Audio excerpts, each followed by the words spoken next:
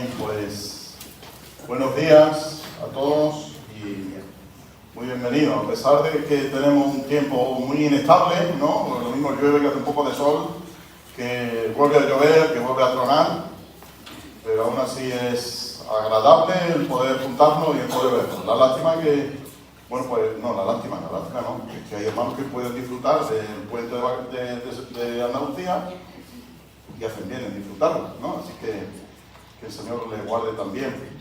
Ya, esto es un balón de aire, le decía el otro día a mi mujer, digo, este puente ha sido un balón de oxígeno hasta Semana Santa, que es cuando ya tenemos la semanilla ahí, ¿no? Hablo desde el punto de vista de los maestros, porque siempre los maestros somos los que vamos marcando las vacaciones, ¿no? Así que ha sido un balón de oxígeno. ¿Cuántos de vosotros en los últimos 10 años habéis escuchado una predicación sobre Apocalipsis? Bueno, hay un buen grupillo. Bueno, lo habéis escuchado, ¿no? Sí, vale, genial. Pues como hay también otra mayoría que no, pues hoy vamos a empezar una serie sobre Apocalipsis. La verdad es que yo estaba, pues la semana pasada o la semana pasada, andaba dándole vuelta a la cabeza, hablando al Señor, para ver qué enseñar a la congregación. Ya había acabado una serie para empezar otra. Y justo esa tarde estaba dándole vuelta a la cabeza, a ver sobre qué temas, tenía varios ahí en la mente, pero mi hija Leila, justo en ese momento en el que yo estaba pensando, vino y me dice, papá, ¿cuándo se va a hablar en la iglesia de Apocalipsis? Le dije, la semana que viene me toca a mí. Ya tenía la respuesta a la oración que estaba haciéndole al Señor, ¿no? Así que este es el tema que vamos a empezar hoy y que vamos a desarrollar. Me preguntaba ella, señora, ¿cuántas sesiones van a ser? Pues yo qué sé. Empezaremos hoy y acabaremos en la venida del Señor, ¿no? Así que tenemos tiempo por delante hasta que el Señor lo permita. Lo que sí es que no vamos a ver versículo por versículo, palabra por palabra, no, porque si no son 22 capítulos y estaremos aquí la eternidad, ¿no? Así que lo vamos a ver por bloques, vamos a ir viendo conceptos, vamos a ir viendo temas que surgen en el Apocalipsis. Algunos pasaremos más rápido, que ya los conocemos demasiado, como por ejemplo los mensajes de las 7 iglesias. No me voy a detener en cada una de las iglesias, porque eso sí es verdad que lo habremos escuchado más a menudo. Pero a partir del capítulo 5 o capítulo 4 ya no solemos entrar demasiado, ¿no? Así que es lo que en estas oportunidades que el Señor nos conceda vamos a tener. Así que, indudablemente, tenéis que abrir vuestra Biblia o encender vuestro móvil por Apocalipsis capítulo 1, ¿vale? Y vamos a leer desde el versículo 1 hasta el versículo 8. Le he pedido a Leila que ella lo haga desde su sitio, así que por favor. Esta es una revelación de Jesucristo, la cual Dios le dio para mostrar a sus siervos los acontecimientos que deben suceder pronto. Él envió a un ángel a presentarle esta revelación a su siervo Juan, quien relató con fidelidad todo lo que vio. Este es su relato de la palabra de Dios y del testimonio de Jesucristo. Dios bendice al que lee a la iglesia las palabras de esta profecía y bendice a todos los que escuchan el mensaje y obedecen lo que dice, porque el tiempo está cerca. Yo, Juan, le escribo esta carta a las 7 iglesias que están en la provincia de Asia. Gracias y paz a ustedes de aquel que es, que siempre era y que aún está por venir, y del Espíritu de 7 aspectos que está delante de su trono, y de Jesucristo. Él es el testigo fiel de estas cosas, el primero en resucitar de los muertos, el gobernante de todos los reyes del mundo. Toda la gloria sea al que nos ama y nos ha libertado de nuestros pecados al derramar su sangre por nosotros.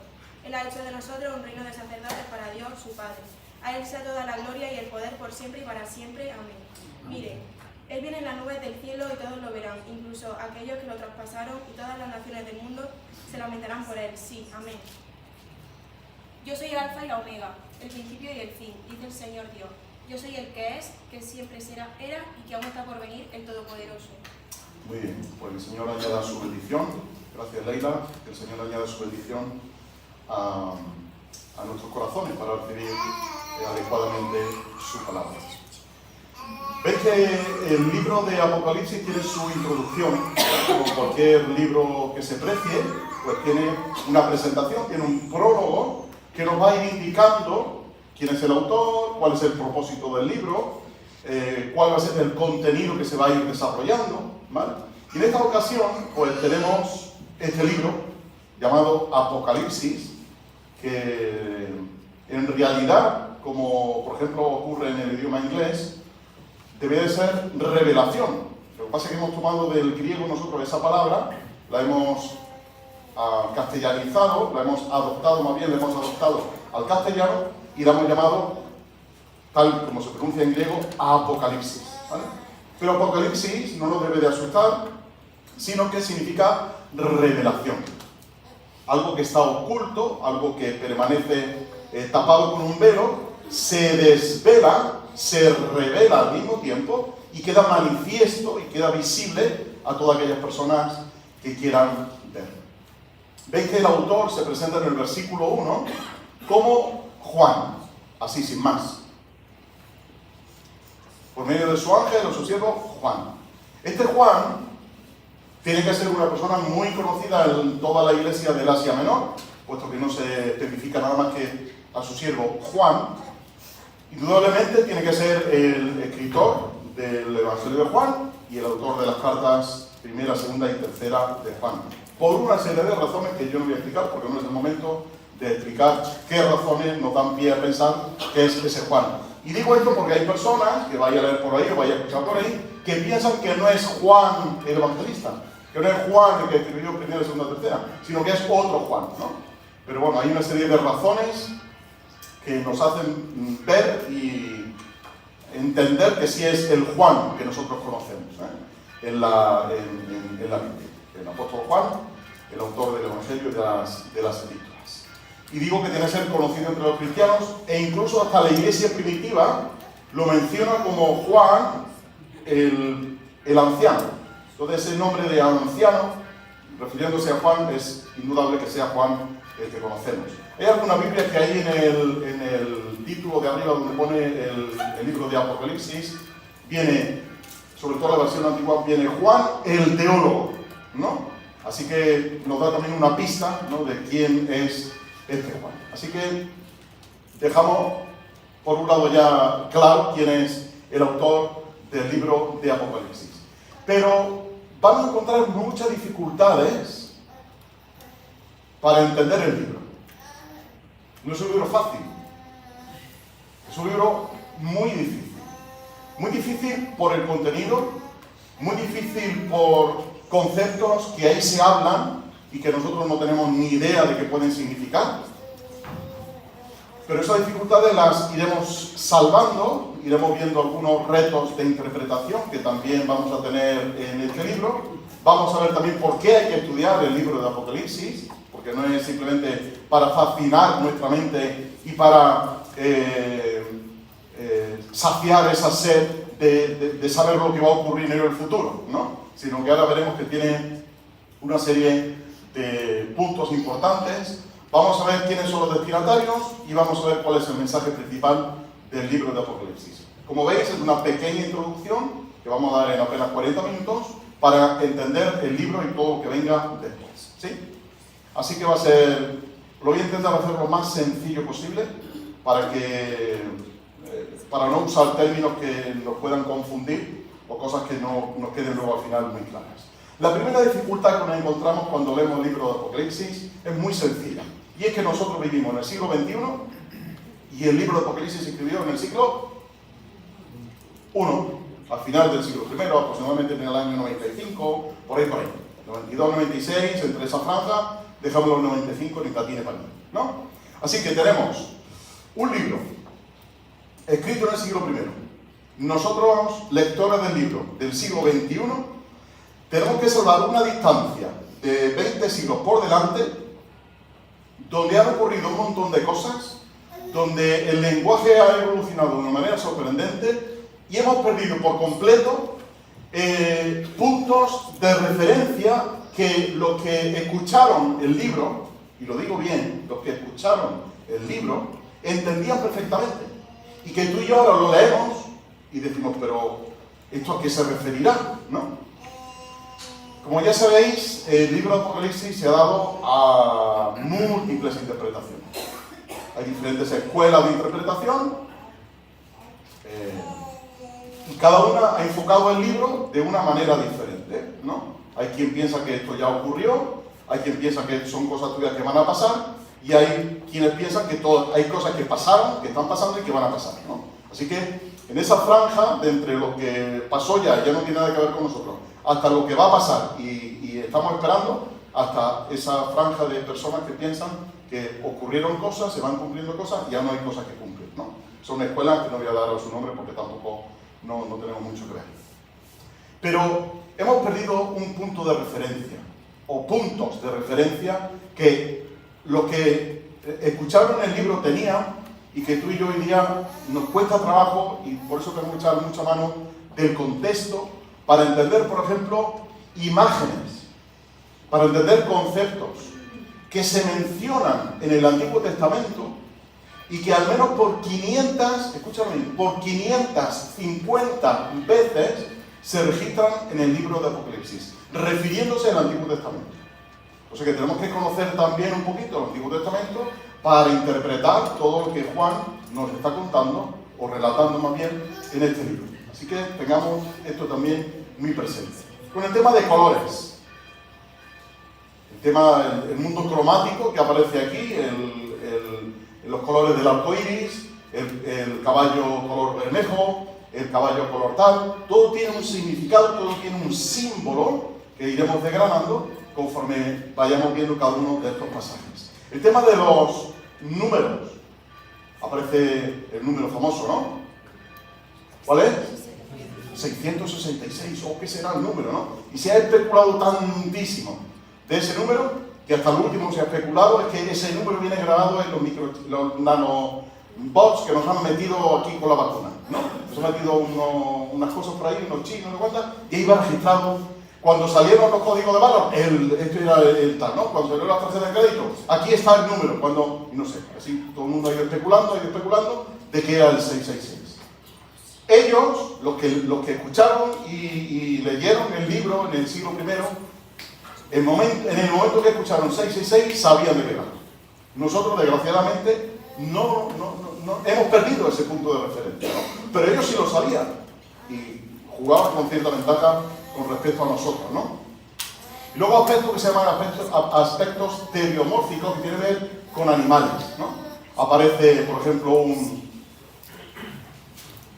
un león, aparece un águila, aparece un caballo, aparece un dragón, aparecen animales, aparece el cordero, ¿no? Aparecen animales que tú dices, ¿por qué tanto animal en el libro de Apocalipsis? ¿Por qué mete el Señor aquí a los caballos? Mete al dragón que sale en el capítulo 13, que sale del mar. ¿Por qué se habla tanto del mar? ¿Por qué se habla? Todos son símbolos, puntos de referencia que tienen su significado. Lo tenían en el Antiguo Testamento, lo tenían para los lectores del libro de Apocalipsis, y que hoy día nosotros tenemos que saber qué entendieron ellos. No qué entendemos nosotros, sino qué entendieron ellos, ¿vale? Para saber ese punto de referencia, o al menos acercarnos el máximo posible a ese punto de referencia. Otra dificultad que tenemos es que las circunstancias políticas de esa época, sociales, económicas, culturales, religiosas, todo ese contexto que abarcaba el libro o la época del libro de Apocalipsis, se nos ha perdido también a nosotros. No vivimos en esa época. No estamos bajo el dominio del Imperio Romano, o sí, ¿no? No estamos bajo el dominio de un emperador que nos dice lo que tenemos que hacer, ¿no? Todo ha cambiado, y en ese cambio se han ido perdiendo cosas a lo largo del tiempo. Y entonces tendremos que cruzar ese puente, como yo decía, volver al siglo I, ver el contexto de cosas que allí ocurrieron y intentar ver qué es lo que el Señor nos quiere decir aquí. Y otra dificultad más es que el género literario en el que se ha escrito, pues es también muy difícil. Es un libro de profecía, indudablemente. Es un libro que tiene que ver con cosas que han de acontecer, con escatología. Pero ¿os habéis dado cuenta de que cuando hemos empezado el libro es como si fuera una carta? Sobre todo en el versículo 4. Juan, a las 7 iglesias, ¿os suena, por ejemplo, cuando Pablo escribe? Pablo, a los colosenses, a la iglesia que se reúne en Colosas, patatín y patatán, ¿no? Pedro, a los expatriados en Bitinia, Apocalipsis, en realidad, tiene la estructura de una carta. Y va dirigida, en este caso, como dice, a las 7 iglesias que están en Asia. Y empieza como una carta y acaba como una carta. Si vais al capítulo 22, los últimos versículos, vais a ver que tiene una despedida como tiene otra cualquier carta del Nuevo Testamento. Así que tengamos esto también en mente. Que el libro de Apocalipsis no es un tratado teológico, no es un libro específicamente para decir, aquí está condensada toda la escatología para que la estudiemos o intentemos al menos ver qué quiere decirnos allí. Sino que es una carta que va dirigida a estas iglesias, a 7 iglesias que había en Asia. Por lo tanto, ante esta dificultad que tenemos por delante, o estas dificultades, en plural, que tenemos por delante, hay unos retos. Es decir, no nos vamos a quedar simplemente con decir, qué difícil es, pues no lo estudio, me lo expliquen, o lo leo en otro libro, o lo veo en YouTube, o lo que sea, ¿no? Entonces, ante esa dificultad tenemos retos. Y el primer reto tiene que ver con la interpretación del libro de Apocalipsis, ¿sí? Y la interpretación de este libro va a requerir que hagamos un examen cuidadoso. Para eso ya nos ocuparemos los que estudiamos la Biblia más concienzudamente, de hacerlo en nuestra casa, de estudiarlo muy bien, de mirar los pasajes en otros idiomas, en el griego, por ejemplo, saber, intentar ver qué dice, consultar aquí, consultar allá, pero hay que seguir un método. Esto creo que ya lo expliqué en algún momento. Si vamos a dialogar sobre un texto bíblico, tenemos que jugar todos con las mismas reglas, ¿no? Uno no puede decir, no, yo juego con esta regla y el otro dice, yo juego con estas. Juguemos todos con las mismas. En el momento que empecemos a jugar todos con las mismas reglas, llegaremos a conclusiones más o menos parecidas, ¿no? Lo que no puede ser el disparate que muchas veces se lee en ciertos libros porque no se ha hecho un examen concienzudo del texto bíblico. Con esto no quiero decir que lo que yo vaya a decir aquí sienta cátedra y si es la interpretación correctísima, ¿no? Indudable e incuestionable por todo el mundo. De modo que vamos a hacer un análisis gramatical, histórico y literario del texto. Eso lo tendré yo que hacer en mi casa, que es lo que yo os estoy explicando en esta mañana, ¿vale? Porque sepáis un poco el método que vamos a seguir. Hay que tener en cuenta también la historia de la interpretación. Por esto quiere decir que yo no puedo inventarme hoy en el siglo XXI, en el año 2024, inventarme cosas que he descubierto. Hermanos, he descubierto algo que nadie en 20 siglos ha descubierto. Eso es una tontería. No podemos partir de 10, porque hay una historia de la interpretación de 20 siglos que tendré que consultar y ver qué opinaban los hermanos del siglo I, los padres de la iglesia cuando interpretaron el libro de Apocalipsis, que pensaban, no quiero decir por esto que sean infalibles, ¿no? Sino ver un poco la historia, ver cómo avanza la interpretación del texto bíblico y considerar eso también, ¿no? Porque hay que tener un respeto a esa exégesis histórica que se ha hecho en 20 siglos, ¿eh? Así que no penséis que yo cualquiera, estamos descubriendo algo en el siglo XXI para decir, hermanos, esto no lo ha descubierto ni Lutero, ni Calvino, ni lo descubrió San Agustín, esto lo he descubierto yo ahora en el 2024, ¿no? Porque eso es ser demasiado pretencioso, eso es llevar el punto a un extremo que no conviene. Pero sobre todo, es ser conscientes de que tenemos un conocimiento limitado. Es decir, cuando uno se acerca al texto bíblico, hermanos, tiene que andar con un grado de humildad importante. ¿Por qué? Porque no podemos pretender que lo sabemos todo y que lo que vamos a decir es Roma locuta causa finita, ¿no? Lo que Roma dice se acabó, no hay más discusión. No, es revisable, es indudablemente lo más cercano a lo que se quiere, o sea, escrito, y lo que se quiere decir, lo que se quiere interpretar, pero con sumo respeto y al mismo tiempo con mucha humildad y consciente de nuestros límites del conocimiento. Y sobre todo, aplicar el más común de los sentidos, que es, el menos común de los sentidos, que es el sentido común, ¿verdad? Así que veamos esto también cuando leamos el libro de Apocalipsis. Y el otro reto que tenemos por delante, uno es el que tiene que ver con la interpretación, pero otro que tiene que ver con la aplicación. Es decir, ¿habéis visto lo que ha dicho Juan aquí en el versículo 3? Poned la vista delante del versículo 3, por favor. Bienaventurado el que lee y los que oyen las palabras de esta profecía. ¿Y qué dice? No. ¿Y qué más? Y guardan. Atención. El libro de Apocalipsis no está para satisfacer nuestra curiosidad escatológica. El libro de Apocalipsis está escrito para guardar las cosas escritas en él. Es decir, que tenemos que leerlo y buscar cómo guardo, cómo aplico yo eso que estoy leyendo, ¿no? Así que tenemos un reto por delante, que es actualizar lo que se llama en hermenéutica la actualización hermenéutica, y es ver qué se decía allí, ver qué entendieron ellos y cómo eso lo puedo yo trasladar al siglo XXI, a mi realidad, a nuestra realidad concreta, y aplicarlo, ¿no? Porque si no, diríamos, bueno, esto era para que lo guardaran ellos, nosotros no, esto es para que lo guardemos también nosotros hoy día, ¿sí? Así que tenemos por delante ese reto. Y os invito a que el libro de Apocalipsis lo leáis de una sentada. Y tú dirás, que son 22 capítulos. Se tarda aproximadamente un par de horas en leerlo. ¿Sí? Te sientas, capítulo 1 hasta el capítulo 22, un par de horitas, está despachado. ¿Por qué digo esto? Porque los primeros oyentes del libro o de la carta de Apocalipsis lo hacían en la iglesia, y fijaos lo que ha dicho Juan en el versículo 3. Bienaventurado, ¿qué dice? El que lee. Uno. ¿Por qué uno es el que lee? Porque en aquella época no había la cultura que tenemos hoy día.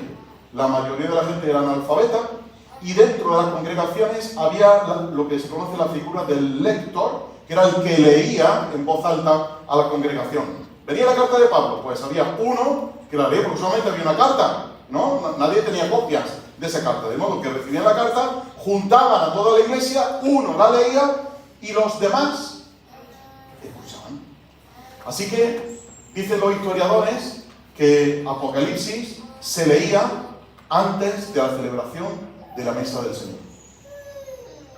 Así que si nosotros tuviéramos un par de horas disponibles antes de la mesa del Señor, y estuviéramos en el siglo I, leeríamos por completo el libro de Apocalipsis con un propósito que ahora vamos a ver, y después la celebración de la mesa del Señor. Pero era uno el que leía, los demás escuchaban. Por eso Juan lo dice: bienaventurado el que lee. Es decir, que el que tenía el rollo allí delante y se ponía a leerlo era una persona bienaventurada. Pero el que estaba en el banco, en el asiento o en el suelo escuchando, también era bienaventurado. Pero más bienaventurado era el que escuchaba y guardaba las cosas de esta profecía.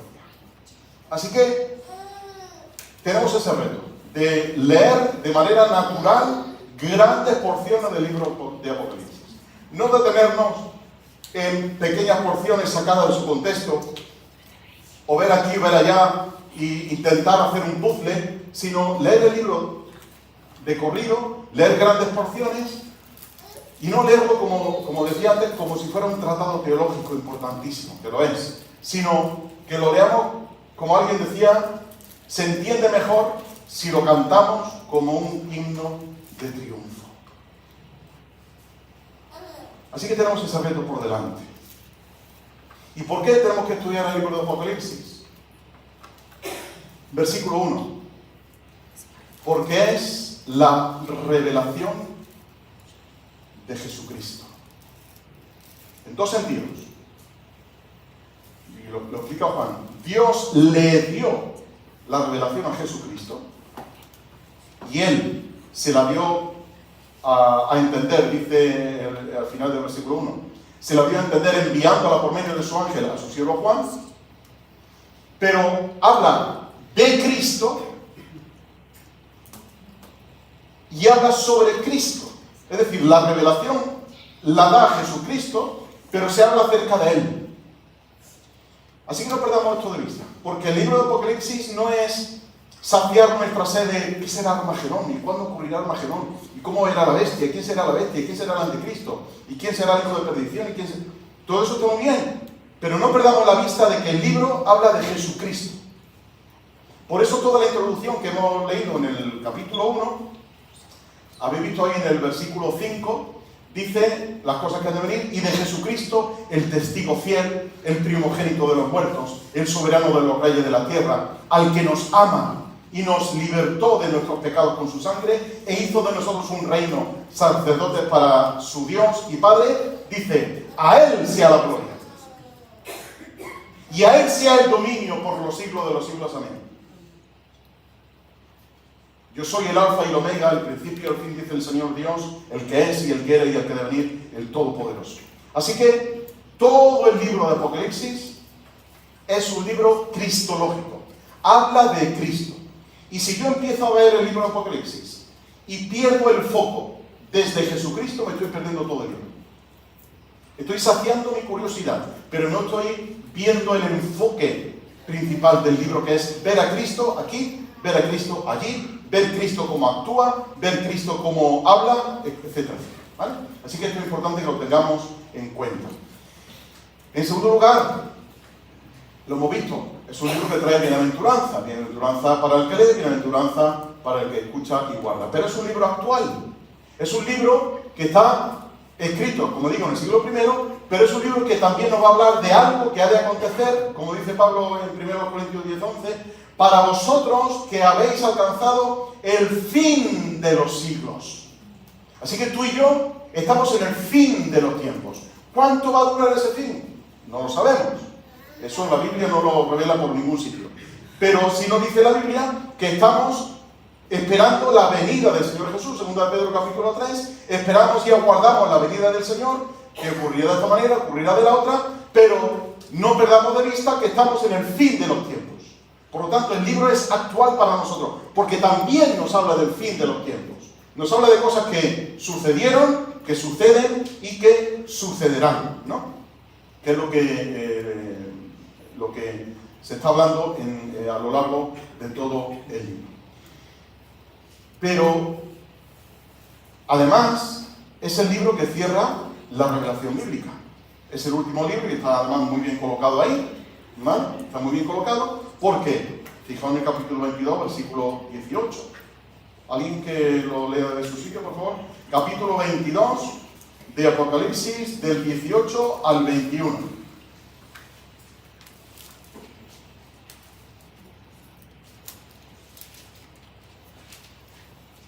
Ánimo.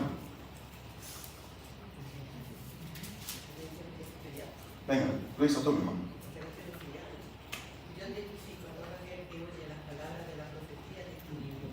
Si alguno añadiere a estas cosas, Dios te traerá sobre él las plagas que están escritas en este libro. Y si alguno quitare de las palabras del libro de esta profecía, Dios quitará su parte del libro de la vida y de la santa ciudad y de las cosas que están escritas en este libro. Hasta el fin. Sí, hasta el final. Da testimonio de estas cosas, dice: ciertamente vengo en breve. Amén. Sí, ven, Señor Jesús. La gracia de nuestro Señor Jesucristo sea con todos nosotros. Amén.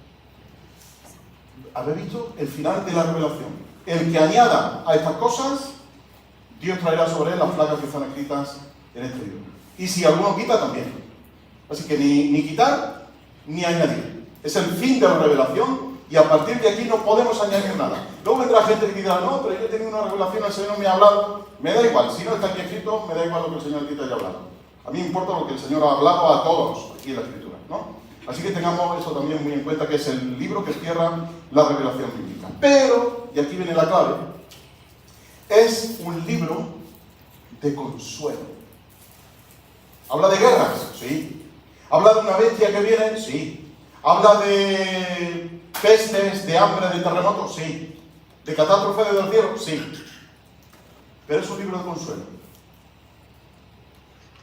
Es un libro de consuelo que nos recuerda al apóstol, el mismo apóstol Juan escribiendo en este libro, en el versículo 7, vuelve a repetir: he aquí vengo pronto, 22:7, he aquí vengo pronto, dichoso el que guarda las palabras de la profecía de este libro. Yo, Juan, soy el que oyó y vio estas cosas, y después que la oí y la vi, me postré para adorar ante los pies del ángel que me mostraba estas cosas, pero él me dijo: mira, no lo hagas, porque yo soy consiervo tuyo, de tus hermanos los profetas y de los que guardan las palabras de este libro. ¿Y qué dice al final del versículo 9? Adora a Dios. Es decir, que si el libro de Apocalipsis no me lleva a adorar a Dios, me he perdido todo el contenido del libro de Apocalipsis. Lo he perdido. Porque si Juan, después de que el Señor termine de revelarle estas cosas, cae para adorar, y dice aquí, delante del ángel, dice, no, delante de mí no lo hagas. Adora a Dios, que es quien ha dado toda la revelación, ¿no? Así que, el versículo 12 también del capítulo 22, mira que yo vengo pronto, mi galardón conmigo, para recompensar a cada uno según sea su obra. Yo soy el alfa y el omega, el principio y el fin, el primero y el último. Bienaventurados que lavan sus ropas para poder tener acceso al árbol de la vida y para entrar por las puertas de la ciudad, etcétera, etcétera. Versículo 16, yo Jesús he enviado mi ángel para daros testimonio de estas cosas en las iglesias. Yo soy la raíz y el linaje de David, la estrella resplandeciente de la mañana. Es un libro que trae consuelo a una iglesia que estaba siendo perseguida en el siglo I. No solamente que estaba bajo el imperio del emperador Domiciano, que era un sanguinario. El otro día estuvimos en Sevilla, en Itálica, la ruina de Itálica, que si no lo habéis visto nunca os recomiendo que vayáis, y había un anfiteatro. Lo tiene muy bien cuidado, el anfiteatro, a pesar de los años que han pasado. Y debajo del anfiteatro pues estaban todas las cámaras, ¿no? Y hablábamos con mi mujer y con Leila, que estábamos aquel día allí, y pensábamos, de estas catacumbas, no, de estos fosos que había aquí, ¿cuántos cristianos nos habrán salido para llevarlos a la arena, echarlos a los leones, o matarlos, o lo que fuera, ¿no? ¿Cuántos no habrán salido de aquí y habrán sido perseguidos? ¿Cuántos no habrán derramado su sangre aquí, en este lugar, ¿no? En un aforo de 35.000 personas, que se dice pronto, ¿eh? Pero aquello impresiona, la verdad que es un... Pues la iglesia estaba así en el siglo I. Muchos eran llevados a la muerte. Y los destinatarios eran personas marginadas, personas que estaban bajo una presión importantísima, que no tenían posibilidad, los cristianos me refiero, no tenían posibilidad de progresar en la vida. Tú y yo hoy día sí, ¿no? Puedes estudiar la carrera que quieras, bueno, hasta donde te dé la cabeza, ¿no? Pero puedes estudiar la carrera que quieras, puedes optar al trabajo que quieras, nadie te va a poner una pega si abres un negocio, nadie te va a decir nada, pero en aquella época, hermanos, el ser cristiano te ponía en graves aprietos, en muy graves aprietos. No solamente que eras perseguido, que podían llevarte al circo romano y matarte, eso todos lo sabemos, sino que había una constante persecución contra la iglesia. Había lo que hoy diríamos bullying, habría desde el punto de vista laboral lo que se llama el mobbing, que es hacer bullying pero dentro del ambiente de trabajo. Te presionan con esto, te mandan más trabajo del necesario, te agobian en el trabajo, se ríen de ti. Pues en esa época ocurría eso con los cristianos, ¿no? Fijaos en el versículo 9, que no lo hemos leído, pero en el capítulo 1, versículo 9 dice Juan: yo, Juan, vuestro hermano y copartícipe vuestro en la tribulación, en el reino y en la paciencia de Jesucristo, estaba en la isla llamada Patmos, por causa de la palabra de Dios y el testimonio de Jesucristo. Ya Juan estaba exiliado, había sido exiliado a una isla, apartado a una isla remota que había por ahí, donde llevaban a la gente que no querían que tuvieran relación con el resto de la sociedad. Entonces lo llevaron a Juan allí por causa de la palabra de Dios y del testimonio de Jesús. Y estos creyentes del primer siglo estaban sometidos a esa presión. Se arriesgaban a que lo echaran de su patria. Pero aún más, mientras vivían con esa espada de Damocles encima de su cabeza, corrían el riesgo de equivocarse en tomar la decisión correcta en su vida. Os explico. En aquella época las condiciones eran muy complejas para los cristianos. O te sumas, o sigues o te sumas al gremio, o sigues en el gremio, o te retiras y como te vayas del gremio pierdes tu trabajo. Imaginaos, por ejemplo, el gremio de los panaderos, ¿no? Los panaderos tienen su patrón, además, no sé cómo se llamará. Las limpiadoras tienen a su patrona, los músicos tienen su patrón. Hoy día ocurre, ¿no? El de los músicos que es Santa Cecilia, ¿no? El de los mineros es Santa Bárbara. El de no sé qué, cada uno tiene su patrón, ¿no? Pues esto viene del siglo I, no pensamos que esto se haya inventado. Esto viene del siglo I. Había los gremios, el gremio de los panaderos, pues tenían su dios. Y si tú no formabas parte de ese gremio, ¿sabes lo que te hacía el resto de gente? No te compraba. Punto. Si no eres del gremio de los panaderos, no te compran. Y si no te compran, te vas a la ruina. Si eras de los herreros y tú tenías tu fragua y te ocupabas de hacer herraduras, de hacer utensilios, pero no eras del gremio de los herreros, olvídate, negocio cerrado. Y esa era la realidad del siglo I. De que si no eras del gremio, o si eras del gremio, lo eres con todas las consecuencias. Y eso significa que el día de nuestro patrón, el día de nuestro Dios, tienes que venir con nosotros a ofrecerle sacrificio. Y si eres creyente, imagínate la situación. Llega el día de Santa Cecilia, bueno, no sé, no era del Dios que fuera, ¿vale? Y tenías que ir a ofrecerle sacrificio y hacer una fiesta en su honor. Y si eres cristiano, estás metido en un problema. Porque el culto solamente se le daba al Señor, no se le daba a los dioses de los gremios. Así que, ¿qué haces como cristiano? ¿Te señalas? O dices, bueno, que no se me note mucho, pero voy a la fiesta. Que tenéis, cuando Pablo escribe la primera carta a los Corintios y habla de las cosas sacrificadas a los ídolos, ¿no? Así que están en un gran problema. Porque si no te sumas al gremio, tu negocio se va al garete. Y tu familia se va al garete. Pero, ¿y si eres un esclavo? Como había en esa época muchos esclavos convertidos. Pero tu señor, tu dueño, es un maltratador de esclavos. ¿Te puedes rebelar contra tu señor? ¿O qué haces? Pablo da instrucciones, por ejemplo, en la carta a los Efesios, sobre los siervos y los amos, ¿no? Pero ¿qué ocurre en esta época si el dueño te dice, tú me perteneces? Y yo voy a hacer ahora un rito religioso en mi casa, que era común hacerlo. Voy a hacer un rito religioso en mi casa y tú vienes. ¿Qué hace como cristiano?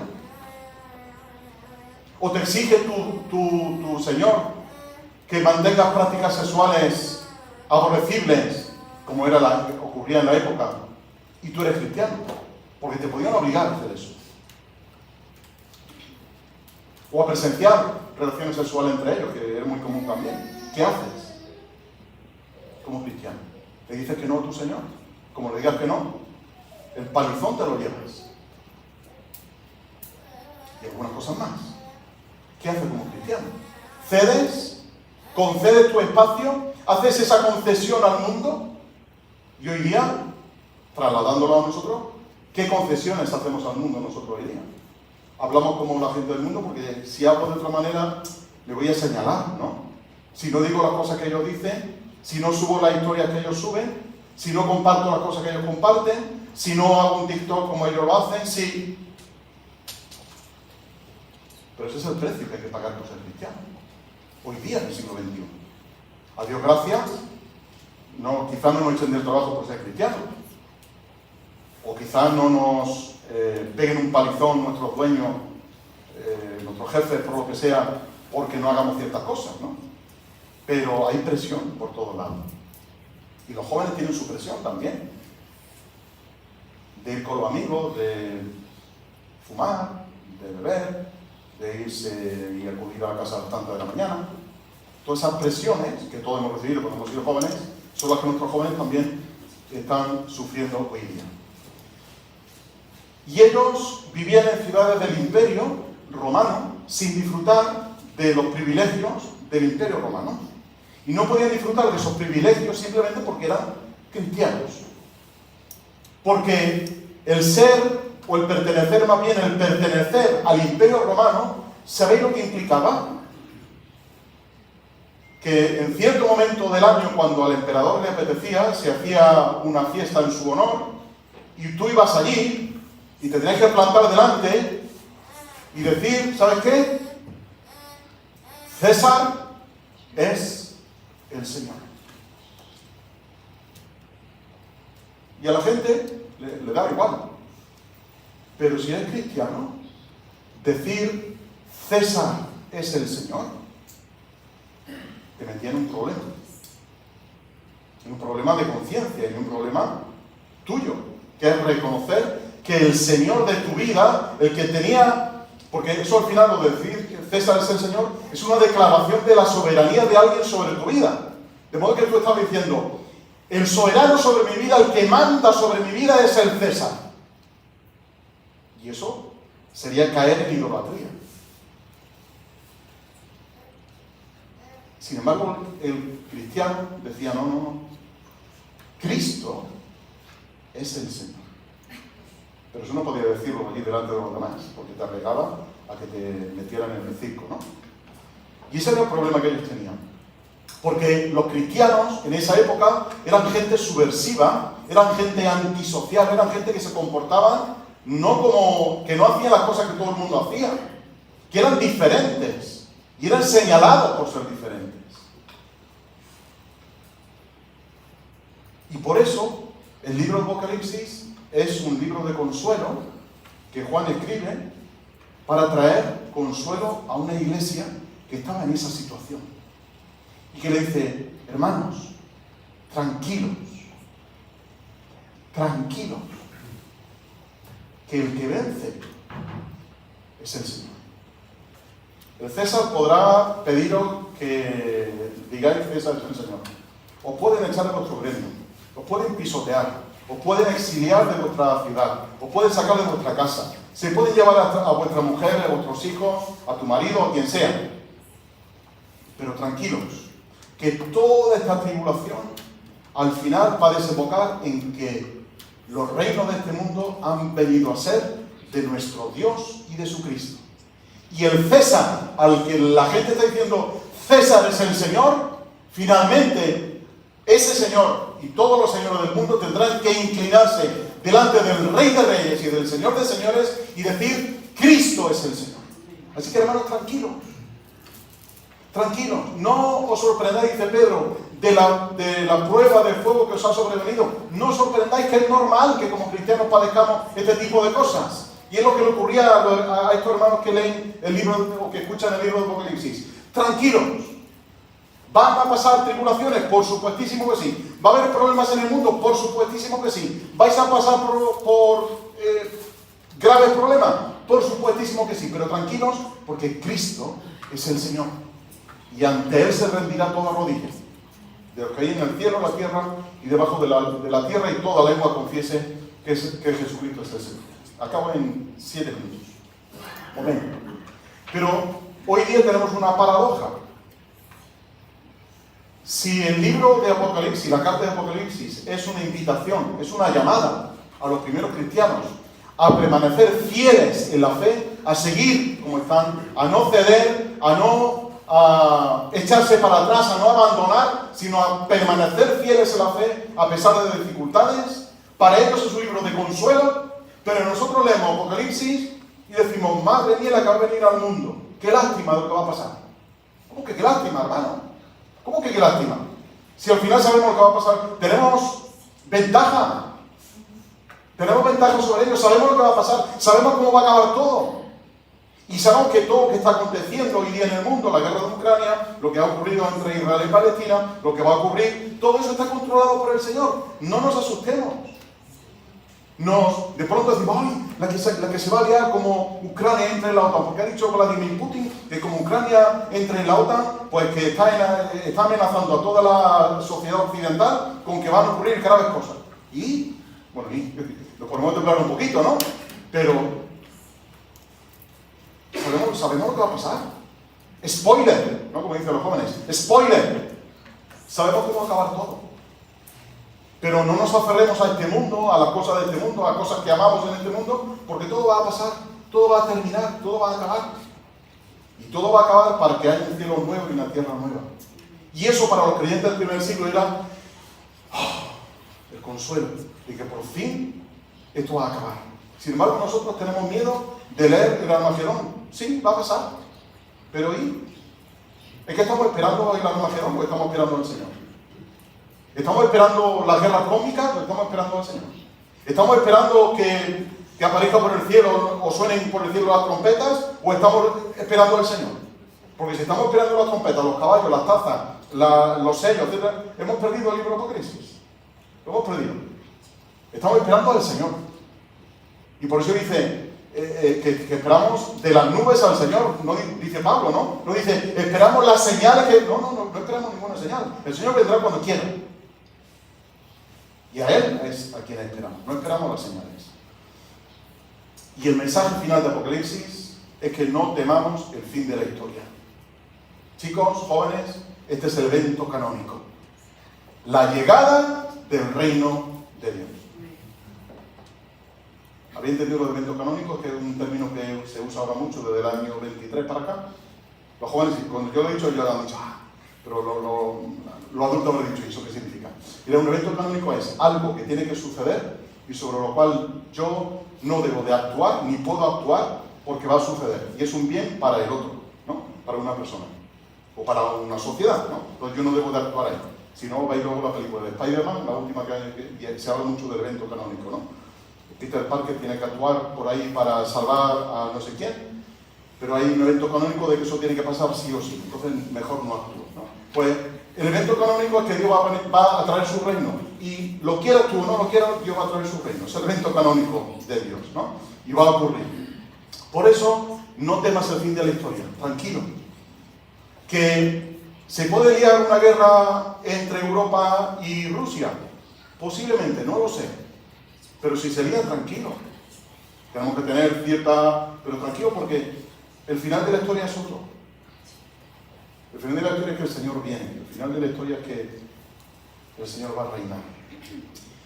Y finalmente, el último mensaje es que tenemos que vivir la vida no a partir de las presiones presentes, no a partir de cómo mis compañeros de clase, mis amigos, mi familia, mi no sé quién, me presionen para que ceda y diga, bueno, tampoco si hago esto, no creo que esté ofendiendo a nadie, ¿no? Si digo estas palabras, tampoco no estoy ofendiendo a nadie, ni ella se va a dar cuenta.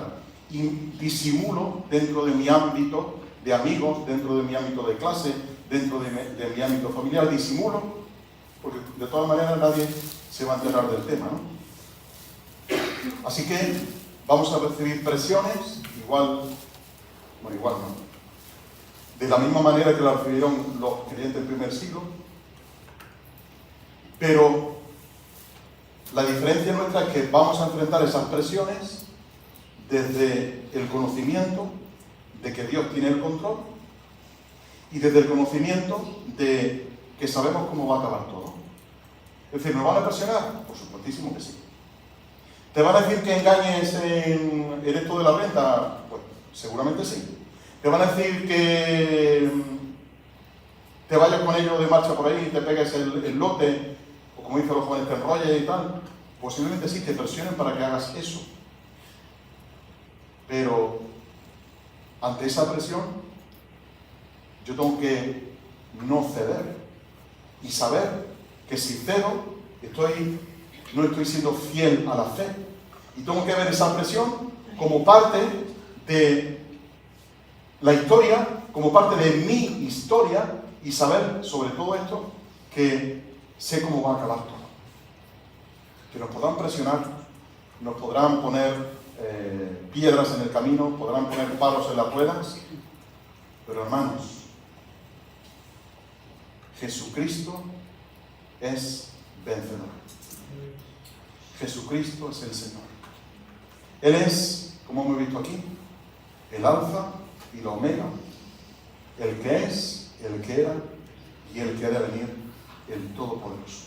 Y a partir de ahí, Juan empieza a describir cosas que nos pueden parecer terribles, cosas que nos pueden parecer demasiado extrañas para aquel mundo y para el nuestro también. Pero desde la óptica de que Jesucristo es el Señor, nada nos puede asustar. desde la óptica de que Jesucristo va a vencer, nada nos puede asustar. Así que, hermanos, desde esta perspectiva de que Jesucristo es el Señor, de que cuando empecemos a leer Apocalipsis, lleguemos al final del libro y durante la lectura del libro y el estudio del libro, nuestra actitud sea la que hizo Juan: adora a Dios. Lo que hizo Juan en el primer capítulo, cuando dice que ve a Cristo, y cuando lo ve, que ya lo veremos nosotros también luego en su momento, cuando ve a partir del versículo 12 a aquel que estaba con una túnica que le llegaba hasta los pies, etcétera, etcétera, dice que cayó ante él, y cuando cae ante él, el Señor viene y le consuela, versículo 17, y le dice: no temas, yo soy el primero y el último. Yo soy el que vivo y estuve muerto, mas he aquí que estoy vivo por los siglos de los siglos. Amén. Y tengo las llaves de la muerte y del Hades. Eso fue lo que hizo Juan. No se maravilló ante los caballos alazanes y los caballos bermejos y los caballos negros, los caballos blancos. No. Él lo ve, lo describe, nos lo explica y después tenemos nosotros que ver qué quería decir.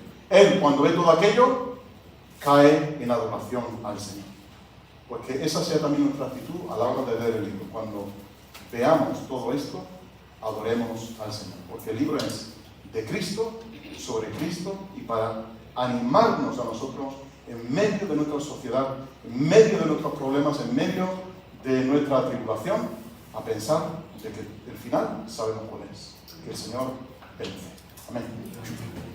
Pues tenemos ahora todo este tiempo para adorar al Señor, para reconocerle como el Señor y vencedor de nuestra vida. Mientras los músicos se preparan, pues ahí en tu sitio, en silencio, con una oración al Señor.